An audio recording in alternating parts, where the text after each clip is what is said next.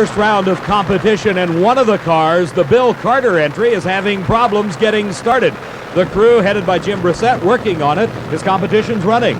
His competition, Dave, is having no problems at all. Ray Stutz, a young fireman from Pomona, California. This is the car owner for Bill Carter, the actor Dan Haggerty. You may know him better as Grizzly Adams, and he is just fidgeting. And they've got the car started, Dave. They are going to race. Running, but Ray Stutz has already completed his burnout, and I am certain that the effort by Bill Carter will come immediately. That's right. Starter Buster Couch waves him to the starting line, pushes the crew out of the way, and says, "Sorry about the burnout, guys. You got to race." This could really hurt Bill Carter in the near line. The lack of that smoky burnout over the starting line. Let's see. Ray Stutz in the far lane. It is Stutz away first, cleanly by at least a car length.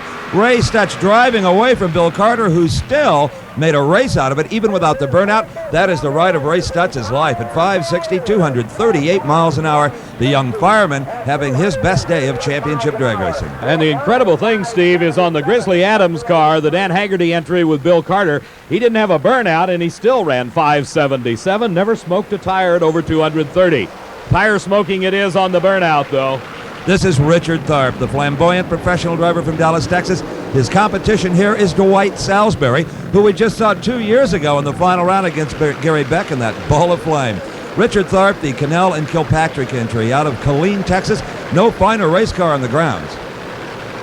Tharp has won one national event thus far this season and would love to add this Winston World Finals title to his credit. Driving the Whiting and Markley entry, R. Gaines Markley was the owner and crew chief a few years ago when Rob Bruins won the Winston World Champions title, but now Dwight Salisbury, one of the best drivers on the West Coast, at the wheel of the top fuel dragster of Whiting and Markley. Richard Tharp, who took a vacation the 1982 season, came back in '83 and is one of the few drivers to have out-qualified Gary Beck anywhere along the circuit this year. Tharp in the near lane, Dwight Salisbury far lane. Salisbury, as he always is, out first, but Richard Tharp has the performance, and Richard Tharp drives around Salisbury for the win. 5:66 is elapsed time at over 238 miles an hour, a very creditable 5:75 elapsed time for Dwight Salisbury, and his speed closing fast at over 244 miles an hour. The first lady of motorsports in the near lane, the bright pink Pioneer stereo car of Shirley Muldowney, and her competition will be a farmer from Central California, Danny Darnell. And Danny Darnell just exploded the supercharger on the starting line. He pulls off to the right-hand side of the track up along the guardrail in case something may be leaking out of the car. He's trying to keep any liquids off the racing surface. But on his burnout, it was Danny Darnell exploding a supercharger, and he's been having trouble like this as of late for the last several races with the superchargers exploding. Yeah, he sure has, Dave, and that's about a $2,500 explosion. Shirley Muldowney backing up after her burnout, concentrating on her son John as he brings her back on those hot, fresh tracks she herself laid down.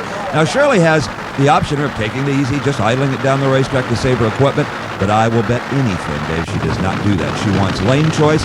The following round, the quicker car from the preceding round has lane choice, and Shirley would also like to check the racetrack. The three-time world champion wearing the number 1 on the wing, but she will have to give that to Gary Beck at the conclusion of this event. He comes in here already the world champ. Shirley Muldowney, round 1, with a gift race from Danny Darnell. Shirley Muldowney on a hard pass. The elapsed time, 5.60, an excellent elapsed time. She qualified third in this field. Her speed over 244 miles an hour. Her qualifying time was a 5:56, so she's very close in competition. The Darnell team dejectedly looking over their supercharger as Shirley pulls off the track. Here we watch again as Danny Darnell comes out of the water area, which provides a chance for those tires to get spinning without using up a lot of strain on the engine. Watch the supercharger. You see the fuel injector on top of the motor. It's bolted to the blower. There's a bit of a fire, and bang, out the back of the manifold comes the explosion. Probably, David, hung an intake valve. Our next pair of cars, the engine's already lit, and this is Larry Miner, the car owner of Gary Beck's car. He is the number 2 qualifier in this field, right behind Gary Beck. So the Miner team is certainly making their presence felt here at the Winston World Finals. His competition, Gary Ormsby. He started on the national event trail about the middle of the season, has been very competitive, And Larry Minor's got his work cut out for him. Even though he's the number 2 qualifier, he's still got to beat Ormsby to advance in competition. In his rookie season, Larry Minor won the Cajun Nationals mid-season in Baton Rouge, Louisiana, with the wheels in the air, but a little too much horsepower as Larry Minor. He smokes the tires, and the car dealer from Sacramento, California, Gary Ormsby, is victorious here in round 1. We said he was competitive, 5.62 seconds at over 238 miles an hour. The tire smoke, the wheel stand, Larry Minor going out at a 5.92, a losing effort for the number 2 qualifier here at the Winston World Finals.